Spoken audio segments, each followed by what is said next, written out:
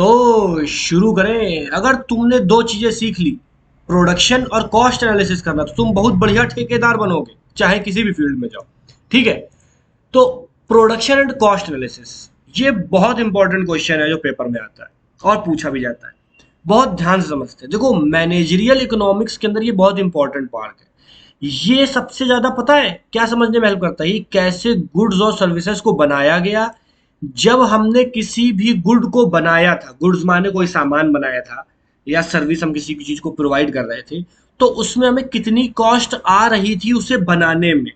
साथ ही साथ हम उसकी इफिशियंसी कैसे बढ़ाएं जिससे हमें और ज़्यादा प्रॉफिट हो सके।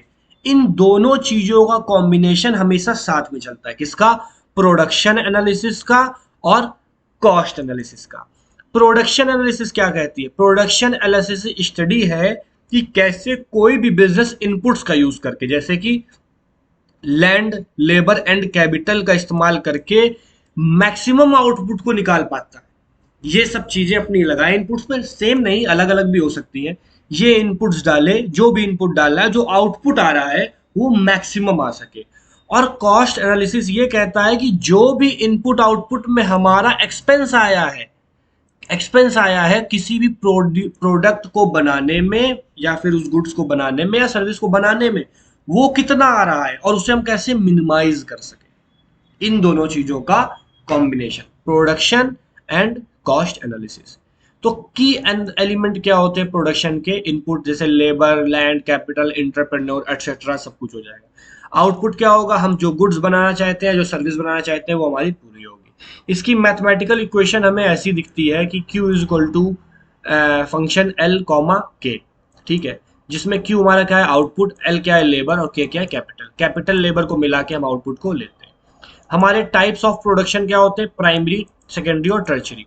ऑलरेडी डिस्कस किया है, पहले मैंने वीडियो बनाया था प्लेलिस्ट के लिंक पे, पर मैं आपको ये शॉर्ट में बता देता हूँ।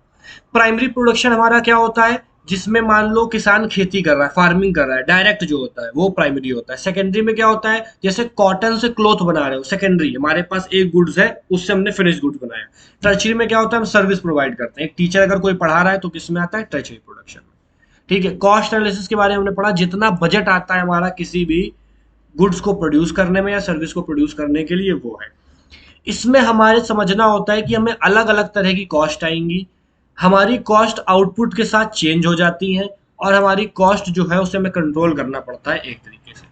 अब देखो, टाइप्स ऑफ कॉस्ट में हमारे पास क्या आ रही है? फिक्स्ड कॉस्ट आएगी, ये चेंज नहीं होती आउटपुट के साथ। हमारी रेंट हो गई या सैलरीज हो गई, ये चेंज नहीं होने वाली, ये सेम ही रहेगी। हमारी वेरिएबल कॉस्ट आ गई, ये चेंज होती है प्रोडक्शन के लेवल पर। जैसे रॉ मटेरियल, इलेक्ट्रिसिटी है, इसमें कोई घटना बढ़ना कुछ होता है तो इसके हिसाब से होती है। फिर हमारी क्या होती है? टोटल कॉस्ट आती है। टोटल कॉस्ट हमारी कैसी आती है? जब फिक्स्ड और वेरिएबल कॉस्ट दोनों को मिला देते हैं तो आती है।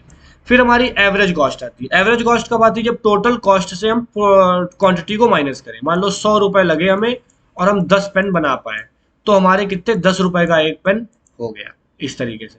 फिर मार्जिनल कॉस्ट क्या होती है? अगर हम एक और प्रोडक्ट को बनाए, वन मोर, मतलब हम 10 पेन बनाए थे, 11वां पेन बना दे, तो हमारी क्या कॉस्ट आ रही है 11वें पेन को बनाने पे? वो हमारी क्या हो जाती है? Marginal cost.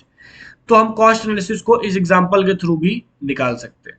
जैसे एक फैक्ट्री है, उसका रेंट जो है वो 10,000 फिक्स्ड कॉस्ट है। रॉ मटेरियल जो पेन का है वो 5 रुपए का वेरिएबल कॉस्ट है, घट बढ़ सकता है। अगर हम 1000 पेन बनाते हैं तो हमारी कितने रुपए आए? 5000 रुपए आए। ठीक है। उसके बाद हमारी टोटल कॉस्ट क्या आई? Fixed cost plus variable cost. तो हमारे 10,000 रेंट हो गया, 5000 हमारा ये हो गया, तो 15,000 रुपए हो गए। ठीक है। तो हमारी एवरेज कॉस्ट कितनी आई? 15,000 में से 1000, 15 रुपीज पर पेन हो गया। अगर हम एक और पेन बनाते हैं तो हमें 5 रुपए और खर्चा आएगा, क्योंकि हमने रेंट तो सब हटा ही दिया, बाकी हमें 5 रुपए एक और यूनिट बनाने में आएगा, इस तरीके से। तो इंपॉर्टेंस क्या है इसकी? ये हमें कॉस्ट कंट्रोल रखने में मदद करता है कि हम कैसे अपने वेस्ट और एक्स्ट्रा एक्सपेंसेस को कम कर पाएं। प्रॉफिट प्लानिंग में मदद करता है, हम प्राइसिंग डिसीजन कैसे लें उसमें मदद करता है, और हमें इफिशिएंट प्रोडक्शन भी बनाता है कि हमें कितनी चीज़ें किस तरीके से प्रोड्यूस करनी चाहिए या नहीं करनी चाहिए। आई होप सो वीडियो आपको पसंद आया होगा। जो पूरी प्लेलिस्ट है उसका लिंक डिस्क्रिप्शन में है। बाकी टॉपिक डालिए, अनबीटन लर्निंग लगाइए, अगर मैंने वीडियो बनाया होगा तो आपको मिल जाएगा। तो फिर मिलते हैं अगले वीडियो में, तब तक के लिए thank you, have a nice day.